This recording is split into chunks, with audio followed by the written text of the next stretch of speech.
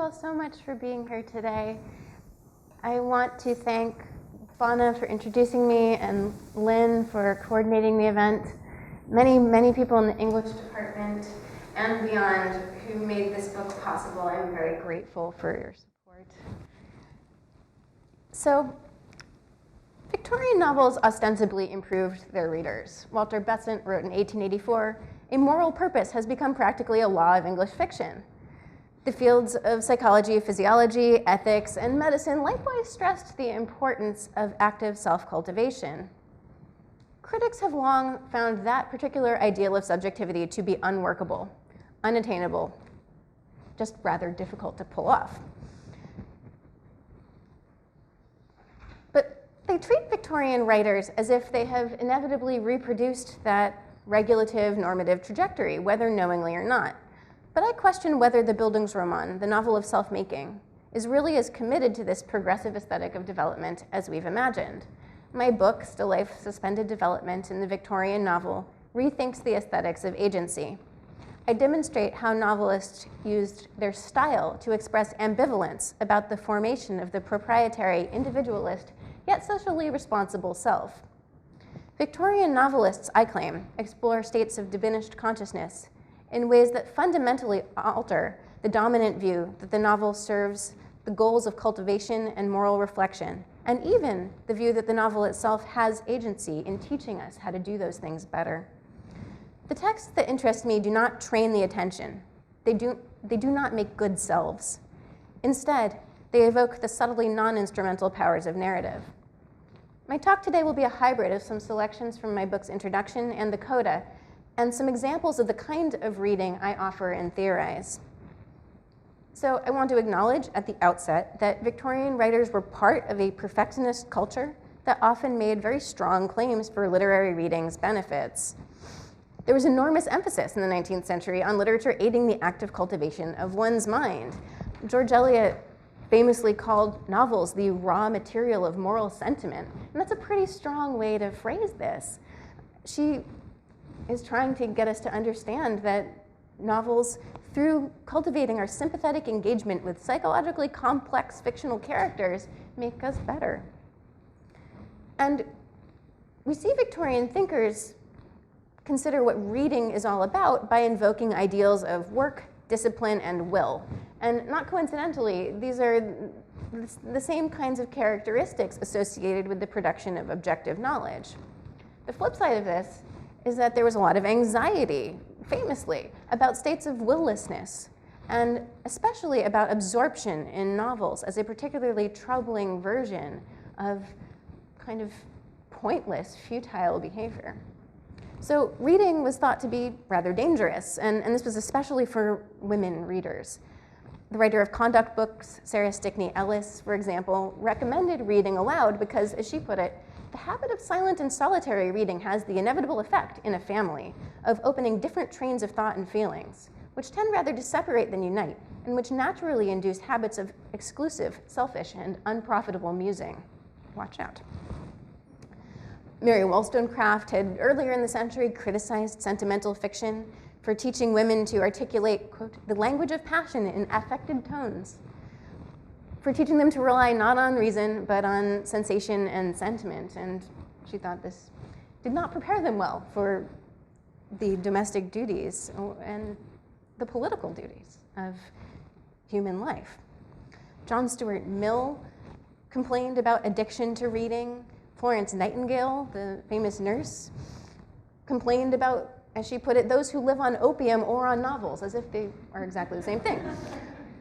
All their lives, exhausted with feelings which lead to no action. So we're worried about reading as dangerously useless, as leading us to neglect our wifely duties. There's a lot of anxiety, in other words, about what reading novels is going to do to us if we don't consider it in moral terms, if we don't think about it as having a kind of pedagogical value. And of course, novels also often depict those states of passivity. So the Dr. James Crichton Browne commented in the medical journal Lancet in 1895 that when represented in literature, dreamy states are of a pronounced pathological character. So willlessness depicted in art, as well as prompted by art, was linked to laxity, disease, decline, everything bad. So if all this sounds like, oh, the Victorians, so worried about discipline, we'd want to note, number one, that all this emphasis on will and self-governance was, as many scholars have demonstrated, more a regulative ideal than a static norm. And two, that these views about reading and about attention have not vanished. So I want to say just a bit about their current status in our own culture. Claims that distraction is rampant and dangerous are still totally ubiquitous. Think, for example, of claims that there's too much to read, that we are all trying to read too many things in too many windows at once. Or the alternate view, that daydreaming is undervalued in our culture of 24/7 productivity. Reactions against things like the recent effort to classify daydreaming as a clinical pathology in children under the term sluggish cognitive tempo. This was, in the Journal of Abnormal Child Psychology in 2014. The implication of these views is that there is an ideal pace for the attention. And in our own culture, as in the 19th century, reading literature is sometimes credited with the power to help us achieve not only this ideal cognitive pace, but also the social benefits of the right mode of attention. So we get things like the New York Times article, also in 2014, big year for cognitive discipline, the loneliness of the long-distance reader. The implication being that reading, like running, is exercise, it's discipline, it's good for you. So this article writes, today with our powers of concentration atrophied by the staccato communication of the internet and attention easily diverted to addictive entertainment on our phones and tablets, book-length reading is harder still. The implication being that, you who have read a book are a hero. You are the savior of your culture. So I will grant that reading fiction we should be open to giving it some useful functions, while at the same time allowing for what feel like open-ended, non-teleological modes of behavior. We don't necessarily want, I don't think, to turn getting lost in a book into a kind of productive work. We don't necessarily want to convert any form of daydreaming or dreaminess into labor. So this is, I would say, a less common view. Much more common is the idea that when literature absorbs us, it's also engaging our empathy. It sensitizes us to the experiences of others. So, for instance, the philosopher and critic Martha Nussbaum claims that the literary imagination promotes social justice. And if you look at fields like the medical humanities, there's a great deal of interest in that field, in suggesting that reading literature will make us better people, that will make us more sympathetic, it will attune us to suffering. So I wonder if these claims are right, if literature is a kind of social medicine. How much literature do we need? Does it matter what kind of literature? Third person versus first person, does that make a difference? Free and direct discourse, subject matter, novel versus short story versus poem.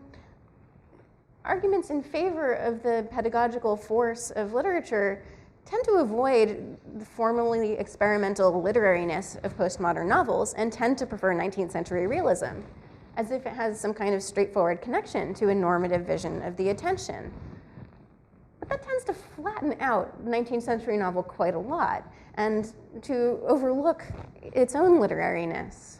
And if we turn our attention to that, I think we start to get a different and much more complicated picture of what 19th century fiction is up to.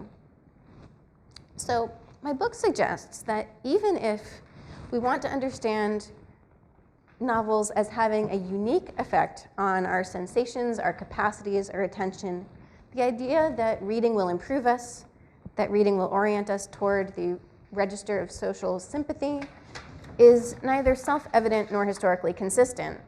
I want to lay stress on the history not only of the moral or pedagogical value of attentive reading, but also the more subtle experiential feeling of getting lost in a book, a feeling that stops short of moral orientation, a feeling that maybe doesn't do or make or know much of anything. So my book contends that many Victorian writers were enchanted by the pleasures as well as the dangers of non-reflection, inaction, and absorption. suggesting quite a bit of ambivalence about the powers Victorian culture so often accorded to the active will. Exploring the aesthetics of inattention and absorption in the Victorian novel, I argue that states of diminished consciousness suspend the arduous framework of self-culture. I look at Charlotte Bronte's Villette, George Eliot's The Mill on the Floss and Daniel Deronda, George Meredith's The Ordeal of Richard Feverel and Modern Love, and Thomas Hardy's Tess of the D'Urbervilles. Each narrative features elements of the Bildungsroman, the biographical form that portrays a protagonist's inward growth and acquisition of a social identity. But crucially, each also blocks the prospect of development, connecting diminished awareness and volition with suffering and failure.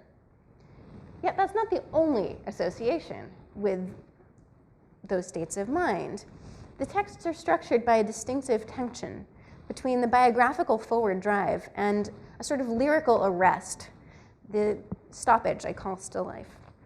Lyrical passages suspend the pressures of self-formation. Their shifts of mood, tone, and voice surrender personal agency, slow time, and privilege feeling over action. This distinctive tension between lyric and narrative modes allows me to identify moments of metalepsis, shifts in narrative register, that allow novels to value the moments when nothing happens over the continuities which link these moments into a causal plot of self-formation. So I'll say just a bit about the implications for critical method. A strong version of agency has often been the standard by which protagonists, but also artworks and critical paradigms themselves are measured. So we've tended to revalue dreamy states, anything that looks unproductive, as in some way either resistant or subjugated to reigning norms of subjectivity. What appears to be illegible is often recuperated as a political ideal, as a form of radical resistance, or it's recast as showing the fissures within that ideal, of showing how coercive those ideals are. These interpretations, though, understand the Victorian period as so relentlessly trained on a vision of human autonomy and aesthetic agency that inaction, passivity, and emptiness look like failure or crisis and nothing more. In which case I wonder, why are these moments often so gorgeous if they're all about pain, suffering, and failure? So, observing how Victorian novels solicit us as readers through their beauty, and I'll own that term, I propose a suspensive mood for criticism that might not serve the goal of coming to knowledge, but instead understands reading to reshape the life of feeling. So, my most central claim is that tensions between style and plot complicate the Victorian Bildungsroman's commitment to private, proprietary interiority, creating an anti-developmental lassitude that blocks or defers the forward-looking plot of individual self-formation. And I want to describe how this works in a bit more detail. I'll tell you my favorite and I think most succinct example from my 4th chapter, which focuses on Thomas Hardy's Tess of the D'Urbervilles. And for students either in or who have been in my Victorian novel class, this is or will be familiar. It's a little bit macabre and shows not only that maybe I'm slightly demented in finding this interesting, but it also reveals the effects of the kind of suspension that I'm interested in very clearly, I think. So I hope I'm not going to spoil Tess of the D'Urbervilles for you right now. I'll try not to.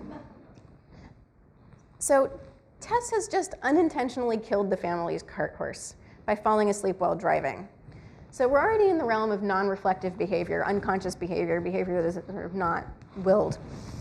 And at this point in the novel, Tess has yet to be fully individualized. Hardy's narrator still calls her the girl. But just after this moment, she doesn't seem like such a distant figure anymore. He starts to enter her consciousness. The narrative starts to become more like free and direct discourse when she regards herself in the light of a murderess. So this is the moment when Tess is thinking about herself in terms of her moral responsibility, in terms of her own moral development. Tess's horror at her unintentional slaughter of this horse begins a process of self-reflection. She begins to define herself and take responsibility for her family. And the episode clearly plays a crucial role in the plot of her somewhat cursed development. And like I said, it's the first time in the narrative that she becomes available for the narrator to free and direct discourse. Her moral failing is linked to her developing interiority. So that's how Hardy begins this scene. But there's also a suspension of this approach that happens in a totally different style. Before the horse's body is brought home, the narrator sort of pulls back from considering the moral or ethical implications from the act. And he writes, "The atmosphere turned pale. The birds shook themselves and the hedges arose and twittered. The lane showed all its white features and Tess showed hers still whiter. The huge pool of blood in front of her was already assuming the iridescence of coagulation. And when the sun rose, a million prismatic hues were reflected from it. Prince lay alongside still and stark, his eyes half open, the hole in his chest looking scarcely large enough to have let out all that had animated him."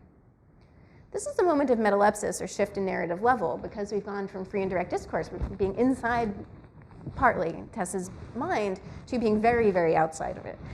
Tess's keen sense of culpability diffuses into atmosphere as the scene of Prince's impalement. He's run up against a mail post and it's gone straight through his heart. The scene of impalement turns pale. It took me a long time to notice that this is a pun, and it's so dark. But I think that's a sign that Hardy is moving away from the moral domain of considering things and entering a more aesthetic one. So this morbid pun might appear pretty cruel, and I think it is. But it's also important to notice how this action becomes a sort of unlocated mood.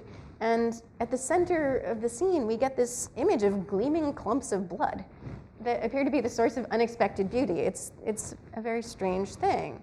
So the narrator at once offers the tempting suggestion that all that had animated the horse has been transformed into a million prismatic hues, and suggests that the horse actually doesn't really matter anymore. Something more beautiful and less individual has come into being. The narrator has a lot of descriptive energy here at this moment that seems quite unrelated to its evaluation of Tess's passivity as the cause of Prince's death. And Tess herself at this moment is sort of numbly dreaming at the sight of this pool of blood. So there are sort of two different narrative stances happening in this episode. On the one hand, there's the style that produces the horse as an object of responsibility and raises the question of Tess's moral development, versus the style that renders him this locus of strange becoming. So I think we can sort of distinguish Hardy's ethical or moral project, the one related to the development of subjectivity, from his lyrical project. The question of responsibility emphasizes her morality, whereas the lyrical voice serves a vision of a kind of unceasing, transformative animation of the inanimate world that subsumes human agency and blots out any concern with obligation. So the novel offers these two modes as incommensurable. One evaluates actions, the other suggests that evaluation has no bearing on the aesthetic possibilities generated by gleams of light bouncing off whatever things come out of bodies.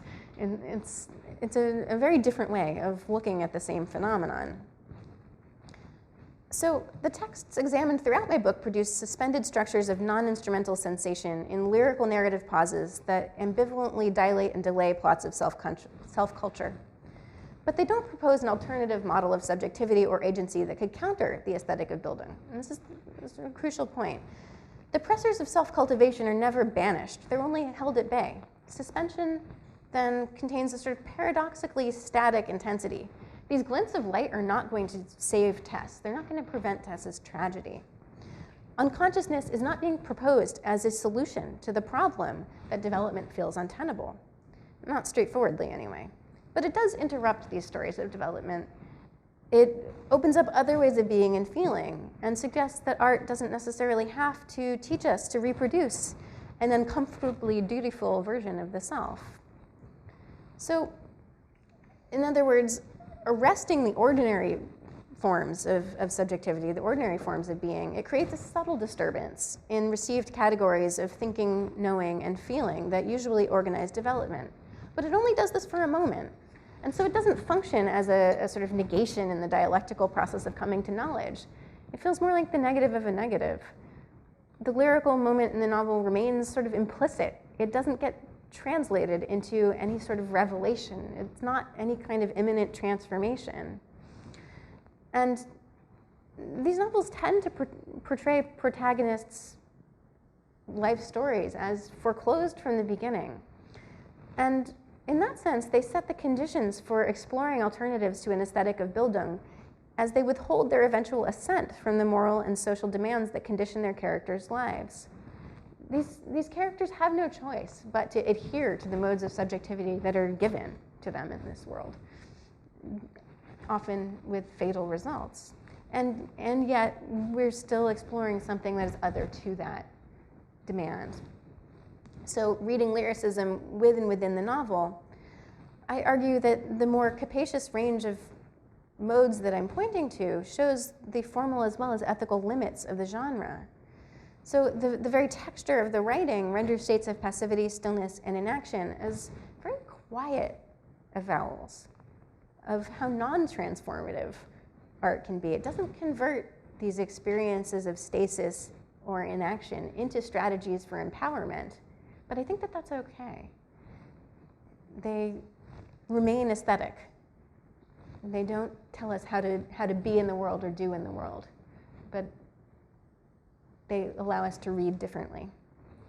You may be wondering, though, how the science of development figures into this, so I do want to say just a little bit about that.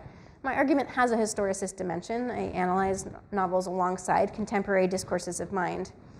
After all, Victorian writers were writing during the rise of biologistic thinking that increasingly cast doubt on the idea of the world.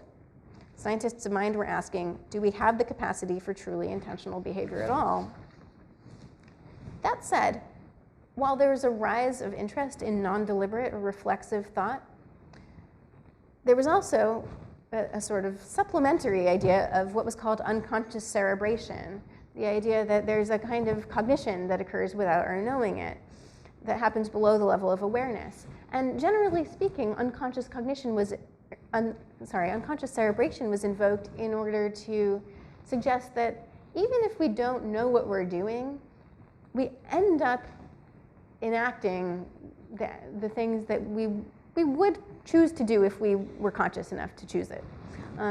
It inscribes productivity very deep into processes unavailable to reflection. This plays out in claims about reading, actually, and how physiologists were thinking about reading. By thinking about how reading was theorized, then we can also examine the value and limits of considering unconsciousness with a historical lens. So I'll tell you about a few Victorian theorists of consciousness and what they thought about reading. So for Alexander Bain, reading was like having a cataleptic fit. He writes, self-consciousness is in abeyance. If our engrossment attains an extreme pitch, there's an almost entire suspension of feeling or emotion. Pleasure and pain, even though arising out of the situation, cannot be felt until there's some intermission or relaxation of attention to objects. So there's a kind of obsession, I'm going to show, with becoming so absorbed in a text that you lose track of it. But for all of these physiologically oriented writers, you end up recovering yourself. You end up realizing that you learned more than you thought you did, that you may have been engrossed, but ultimately no danger has come to you, that you've learned something without realizing it. So John Eddington Symonds notes, the mere cessation of an impression that's present when a reader falls asleep may cause the reader to awake. And a person who sleeps while another person is reading often starts when the reader pauses. So they're very interested too in what it's like to fall asleep when somebody else is reading. The idea that you get so sort of lulled into the experience of just sonic monotony that you fall asleep. But they tend to focus on the experience of waking up and realizing, like, oh, I need to be paying attention to everybody else in the room. And they often suggest that even the sleeping reader has, again, learned something, has produced something. So G.H. Lewis writes, it may happen that we fall asleep during a sermon. Such cases have occurred, he assures us, and in parenthesis. He's cheeky. Or while a book is being read aloud. The sound of a speaker's voice is heard, but the words gradually cease to be perceived. Page after page is read aloud, exciting no perception at all in our minds. But has there been no sensation excited? We have not heard, but have we not been affected by the sounds? To prove that we have is easy. Let the reader suddenly cease, and if our sleep be not too profound, we at once awake. Reading takes hold of our bodies here, without the need for the guiding force of the will. The content of the reading doesn't seem to matter much to these physiologists, but the method does. Lewis says that a reader has been affected, suggesting a passive version of the reading experience as opposed to the more reflective and active experience of hearing. But in this kind of scenario, reading is a social event in which the person actually doing the reading remains awake, and it's the listener who allows his attention to lapse. And so these writers focus, as I said, on the possibility of a rude awakening and recovering some form of social intelligibility, some form of common ground that can be established after the unexpected sleeping has transpired.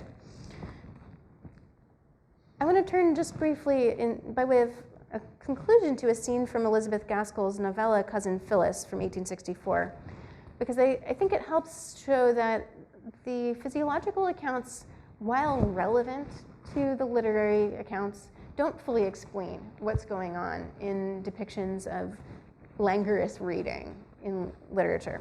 So Cousin Phyllis opens by declaring, "It's a great thing for a lad when he's first turned into the independence of lodgings." This sounds like the start of a Bildungsroman, but the novella doesn't really hold up that promise. It centers on the visits that a young land surveyor, Paul Manning, makes to rural cousins he's only just met. These pastoral idyls suspend his rigorous professional life as an engineer for railways that connect the country to the city. So he's explicitly, in his regular life, involved in the labor of world building, but the novella is focused on the breaks that he takes in that action. And in the passage that interests me, Paul recounts an experience of reading that stresses its status as an automatic, habitual activity, somewhat as in the physiological accounts, but importantly, I think not exactly the same. He writes, "My cousin gave me the weekly county newspaper to read aloud to her while she mended stockings out of a high piled-up basket, Phyllis helping her mother. I read and read, unregardful of the words I was uttering, thinking of all manner of other things, of the bright color of Phyllis's hair as the afternoon sun fell on her bending head, of the silence of the house which enabled me to hear the double tick of the old clock which stood halfway up the stairs, of the variety of inarticulate noises which Cousin Holman made while I read to show her sympathy, wonder, or horror at the newspaper intelligence. The tranquil monotony of that hour made me feel as if I had lived forever, and should live forever droning out paragraphs in that warm sunny room with my two quiet hearers and the curled-up pussycat sleeping on the hearthrug, and the clock on the house stairs perpetually clicking out the passage of the moments. By and by, Betty, the servant, came to the door in the kitchen and made a sign to Phyllis, who put her half-mended stocking down and went away to the kitchen without a word. Looking at Cousin Holman a minute or two afterward, I saw that she had dropped her chin upon her breast and had fallen asleep. His reading is automatic. When he reads aloud, his attention is not required, and his listener, as in the physiological accounts, falls asleep. But Gaskell shifts that scenario a little bit by suggesting that one can be the reader and the inattentive listener at once. Lewis differentiates the reader who's paying attention and giving the text to those who listen inattentively and are affected. But Gaskell shows that textual engrossment of any kind involves a dreamy pleasure not associated with active reflection. Paul's attention wanders outward, it spreads everywhere. It can't be reduced to habit. His mind makes a very affectionate contact with everything around him. It's auditory as well as visual. He's diffusely affected by and affecting everything around him. So the experience he's having seems to mean sensations that are neither particularly productive nor worryingly useless. He's not exactly passive, nor is he confidently active. The moment is simply languorously sustained and calls attention to the sensations that we have when we're not reading attentively. So this is an essentially non-developmental moment. By making Paul's daydream a diffuse atmospheric experience, passages like this one don't quite engage scientific frameworks on their own terms. So here Gaskell, like the other writers I'm interested in, neither quite ratifies nor critiques the evidence of the sciences. She doesn't use her novel to instrumentalize narrative. She doesn't use her novel to make knowledge about the mind. She's instead conveying a sort of ambivalence about contemporary frameworks of attention through the formal strategies of mood, tone, and voice. Other current approaches to unconsciousness in the Victorian novel tend to be more historicist than mine, and I find that they rather quickly assimilate experiences of diminished consciousness to the methods and discoveries of the sciences. They see novels as implementing certain theories of unconsciousness that come from outside the realm of the literary. They recuperate the value of strange mental states in order to achieve a more complex understanding of the collaboration of art and science, and to contend that the novel was an important form of knowledge production in the 19th century.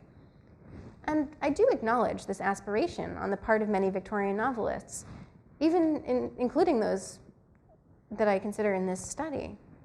But those historicist methods tend to lose the specifically aesthetic dimension of the Victorian novel's ambivalence toward productive self-making, and moreover toward building knowledge. They lose the aesthetic dimension of their attitude toward productivity and instrumentality per se. I want to say just a couple more things about these strange affections that emerge in moments of textual absorption. So the writers I consider approach the problem of representing the unregistered, the experience that eludes reflection, through modes of mood and tone typically associated with lyric. And here I'm motivated by theories of affect as well as theories of lyric. My book explores the appeal of affect theory's critique of agency, a critique that has in some form driven Victorian studies for several decades. I draw on vocabularies of affect that highlight states of in-between, neutral states that are neither activity nor passivity, that precede and ultimately preclude a strong vision of the self-willing subject. Theories of affect and the rereadings of continental aesthetics that have produced them have drawn attention to feeling that doesn't fit into the social normativity of emotion. And these theories have helped me to identify within the Victorian novel moments of inscrutable yet intense feeling made possible when vigilance lapses. In other words, affect speaks to the search for a non-conceptual concept that could explain how novelists borrow the feel of lyric to serve as a narrative pause. Affect offers a way to talk about a mode of narrative soliciting that declines our desire to master it, to turn it into knowledge, to make it legible. However, for many theorists, affect is an ethically and politically transformative and even utopian concept because it suggests that the social world might be perceived and structured anew. But what's ethically and aesthetically at stake in the concept of still life as I've been pursuing it is slightly at odds with some theorists' affirmation of affect's world-transforming power. So I'm offering a sort of critical evaluation of the affective turn, as well as an alternative to typical historicist accounts of literature and psychology. I show that for these Victorian writers, affect is an inactive mode of recalcitrance. It evokes perceptual states that have no relationship to either the valorization or critique of social action. So my argument serves a vision of the literary which prefers weaker claims for its emancipatory potential, that allow it to elude capture by forms of the circulation of knowledge that are privileged in our critical moment. I think we tend to overvalue individual acts and procedures of knowing. In this book, I've attempted to read a set of novels that are, all in one way or another, special cases. Novels that establish developmental plots but withhold their assent, at least for a little while, from embedding their characters and their readers into that common frame of subjectivity. But often that grudging assent comes at last, and we see tragically benighted characters, often women, and I can talk about that in the questions. We find that they're these tragic figures who have failed. They failed to develop, they failed to reveal themselves, they failed to fully self-reflect. Often, even more minimally, they failed to survive. Pain often waits on the other side of these unplotted moments because there is an ongoing demand for self-formation. So I've found how the genre might look away, at least momentarily, from that demand. And I find that the languorous swoons of the Victorian novel tell us more, but also less, than that the subject of the novel couldn't possibly live up to the demands of selfhood as they were framed. As textual passages, these moments suspend the productivity of the act of reading itself. They suspend the values and norms that are reproduced by our critical models of knowing and reading as well. In fact, they foreground the act of reading in moments of still life, insofar as they refuse to reveal how we should value them. And my interest in the novels and the novels themselves are, I think, part of the same suspensive phenomenon that defers the normatizing force of the plot of self-formation. I think we shouldn't want to make every moment of our reading, every moment of our engagement work. So still life registers the gaps between what's felt and what's ultimately realized, revealed, or accomplished in Victorian novels. To suspend development is to delay the Bildungsroman's ideal fusion of epistemology and ethics, and to defer images of social transformation. And by this I mean Victorian images of industrialization, globalization, and modernization. Through suspension, the novel defers self-recognition. Still life's affections can't be transformed into action in narrative terms, plot, growth, closure, revelation, in the world as it's given. And yet, I think they're awfully fun anyway. Thanks.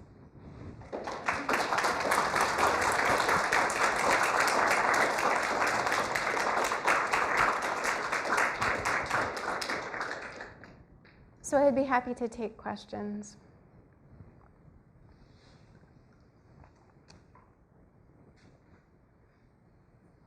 Aaron? I was just thinking about the way that at the beginning you're talking about the sort of cultural attitude toward Victorian fiction, and I was wondering whether the realist novel or sort of high literary novel has a sort of different balance when it comes to these questions, as would sort of schlocky romance or a sort of sensation novel. And I was thinking about the end of, or Madame Bovary and the sort of psychosis of getting absorbed in romance that has such tragic consequences because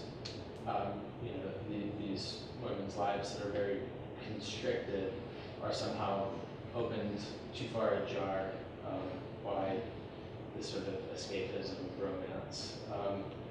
And I think that novel has an interesting sort of critique of that question. But I was wondering both whether the different sort of literary merits of novels were at stake in these questions, and how novels treat the question of reading too much literature themselves.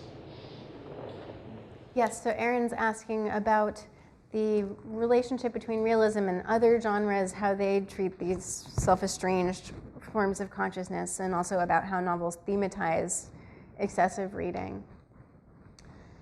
These are great questions. I think that the realist novel is especially interesting in terms of how it treats diminished consciousness because of the commitment on the part of realism to offering a total sense of the world. And so it's uniquely problematic when these sorts of novels depict certain modes of consciousness or experience as inassimilable.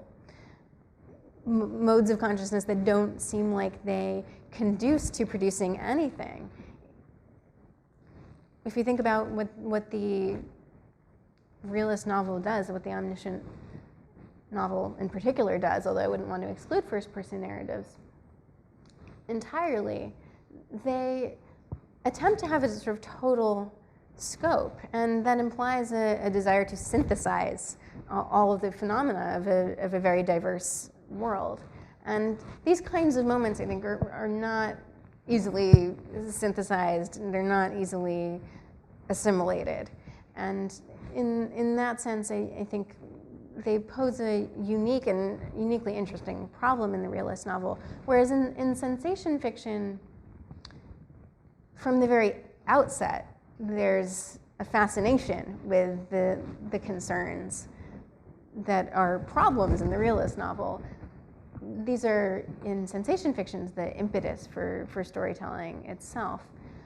That said, both realist novels and sensation novels tend to depict excessive reading quite frequently, and we can see many moments in both kinds of novels of thematization of reading.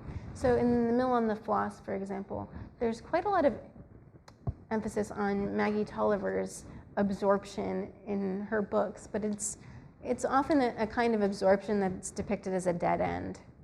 And so for all that novels in this time do tend to represent that experience as really a problem, it sort of marks out characters who are going to face major problems in finding a social future. And the fact that they read badly, that they get overabsorbed in their novels, that they end up treating their novels like objects,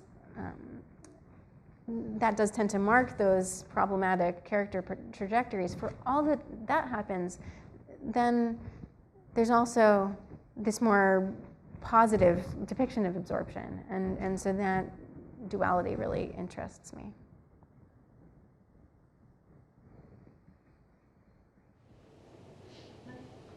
I loved your kind of description of your engagement with affect studies, how you're both interested in theorizing these really kind of almost affectively charged states, but doing so in a way that doesn't either kind of conceive of affect as kind of resistant and subversive or kind of salvific. And I guess I'm especially intrigued by this moment from Tess, which has been many decades now since I've read, but the way when you describe it as beautiful and pleasurable, I guess I would like to hear a little bit more about why you don't, or why you're resistant to making the move to then claiming it as redemptive somehow, because it seems like you're resisting that kind of argument, right? That it's non-transformative, but it also seems kind of spiritually resplendent, right? Or beautiful, or gorgeous. I don't know, maybe I'm splitting hairs over a distinction, but is this something that I'm really curious about? Okay, so yeah, the question is why not claim that these moments are redemptive? I mean, I think I'm not uncomfortable with claiming that they're aesthetically redemptive in the sense that I think they kind of reframe how we perceive the world of the fiction in that moment. But inevitably, at the end of moments like that, then Hardy will insist on the other register, the register of responsibility. And Test of the D'Urbervilles is a really interesting case because earlier in Hardy's career, we get a lot of moments like that seem really profoundly amoral. And they have all kinds of gorgeous, weird, violent moments where beauty is said to sort of pop up in strange places, like trees murdering each other, which ends up being like really lovely somehow.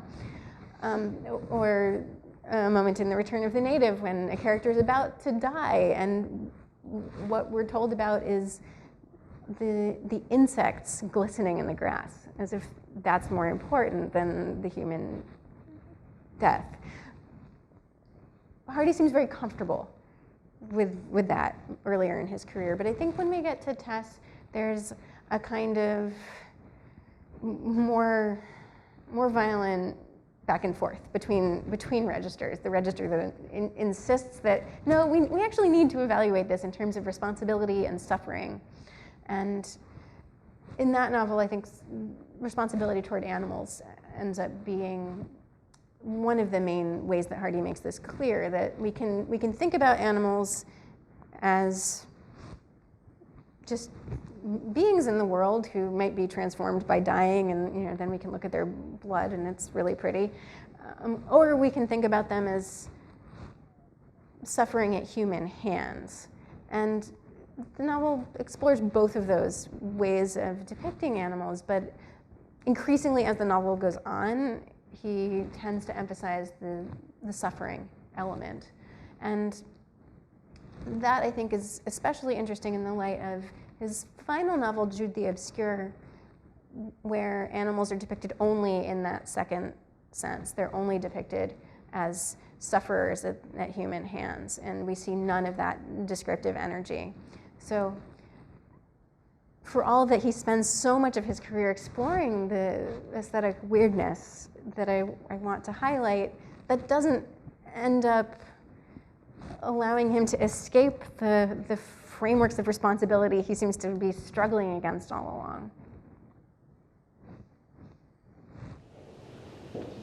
Oh yeah, as you know, I've been interested in the project for a long time. I enjoyed seeing it develop and to create sort of not a summary of everything, but really nice exploration of some of the things you do, especially close reading passages. And what I was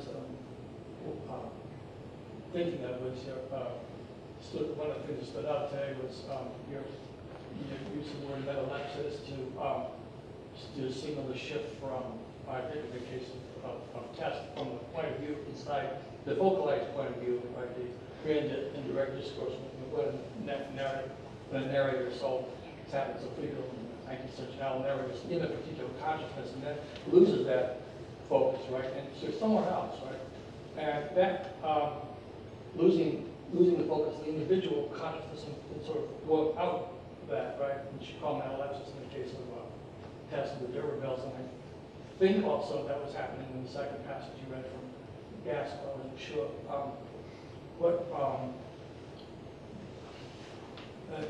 What I'm getting at is one aspect of what you do, which is those moments when the narrator loses. In other words, the merely human individual perspective seems to dissolve as well quite a lot of them. So I'm wondering, not wondering, I think you are interested in moments in fiction when I guess the boundary of the perceiving self begins to loosen, and I think you don't have to recuperate that and say, well, this is right immediately. Project of sympathy, right? Once we get outside of our own ego, then we go somewhere else. I mean, that can be a place where novelists go, but not necessarily. And in other words, that can be a very powerful effect when we lose a sense of one bounded consciousness and sort of drift out into something else. Madame Bovary famously does that in a different way from these texts. So anyway, I wonder if you want to comment on how much of the sort of the pleasure of reading you think derives from that moment of losing the limited perspective of one consciousness and going outside of it, but how do you want to call that? Yeah, so Paul's asking about the role of the loss of individual boundaries in these texts. I think that's especially interesting in first-person narratives, or narratives that are partly written in the first person. So two of the novels that I talk about in detail are first person or partially so. One is Charlotte Bronte's novel Villette, which often narrates experiences that should be unavailable to consciousness. So how is Lucy Snow narrating experiences that she wasn't conscious enough to experience herself? So there, in that sense, seems to be a sort of move away from reflection as the guiding framework for what narrative is. And the other text that really interests me is George Meredith's Modern Love, which is a verse novel that famously moves back and forth from third to first person. And it's often around scenes of sleep, dream, and daydream that we get those shifts from third to first person. And those function like hinges, and they really call attention to moments when self-reflection is not going to be adequate, but we're still going to keep narrating anyway. The opening sonnet of Modern Love depicts a couple lying in bed, and they're not getting along very well, and it describes not only how they're feeling as they lie there next to each other, wondering what's going on in the mind of the other grumpily, but how that continues after they've fallen asleep. And so part of what this framework makes accessible is, or makes some sense of, is that this seems like it can happen in the Victorian novel, even from a first-person perspective, that we can experience something without being conscious of it, and that being conscious and being reflective is not the only mode of experience that's available in this kind of moment. And I will also say, Paul, you asked about the valorization of those moments. I think it's worth noting that they're often not happy moments. they're often moments when the characters themselves seem very troubled, and these modes of being seem like forms of release that then don't really go any way toward alleviating the trouble once the dreamy moments end. George? Could this be connected with an ambivalence about thinking of social relations or ethics as the locus of ultimacy? That the locus of ultimacy has to be elsewhere. And then these, free kind of aesthetic suspended moments become a way of freeing that up and making it possible to think that there is a different locus of ultimacy than the ethical or the social obligatory. That almost makes the aesthetics serve a function, but the idea is that aesthetics precedes ethics rather than the other way around, and then somehow they want to maintain that. Yes, I think that this is a Victorian aestheticism, and that absolutely, not only that this is a different way of thinking about where ultimacy lies, but maybe a way of forestalling thinking in terms of the ultimate, and more like a presentism. So it's, at the level of my own critical method, a way of legitimizing, looking closely and intimately at the very small scale texture of passages, and not necessarily feeling the necessity of looking beyond it for its ultimate meaning, not necessarily looking toward historical supplementation or the authority of the sciences, for instance, as an interpretive key to what's going on in the text, but looking at the texture itself. Roger? Yeah, all these things are swirling around in my brain, but you set up such an interesting dialogue with sciences, between these novels and the sciences. I'm wondering whether you also see a dialogue between these novels and the sort of adjoining genres that sort of, by their nature, are more geared towards. I mean, you use the language of the lyric and of the aesthetic, and of course I'm thinking then of lyric poetry, of someone like Keats, who kind of specializes in negative capability and suspension, but then also later on of the aestheticists, Pater and Wilde and so on. And I'm just wondering how explicitly you see these texts, which represent a very different kind of literary mode, as engaging with, echoing, aware of these other genres. Yes, so Roger's asking about the awareness of lyric on the part of these writers. These writers were all, to varying extent, poets, working in poetic forms as well, and largely very experimental poets. So in each case, I think they take some of the strategies that they develop in their explicitly lyric writing and move them into their novels. So I think there's absolutely a tremendous continuity. And I see it most, I suppose, with Coleridge. I draw on Ray Terada's work on Coleridge's looking away, and the sense that quite a number of his texts are about states of mind that seem unrecoverable. You might think of his dejection narratives, the sense that poetic perception is both impossible, and even if it were possible, couldn't really be incorporated into the poem itself. I think that was very influential for Charlotte Brontë, for instance, and influential for the other writers as well.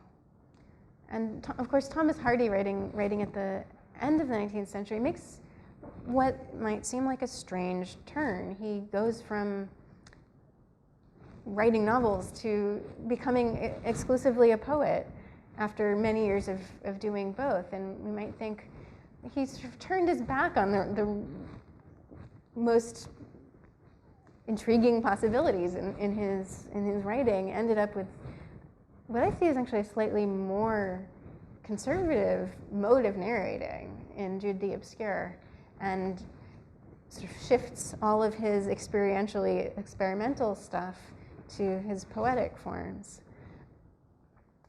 But I think that that is important, that he makes that move to poetry, and he sees poetry as having the potential to explore that more fully, whereas it was a problem in narrative. I believe that I need to stop. Thank you all so very much for coming.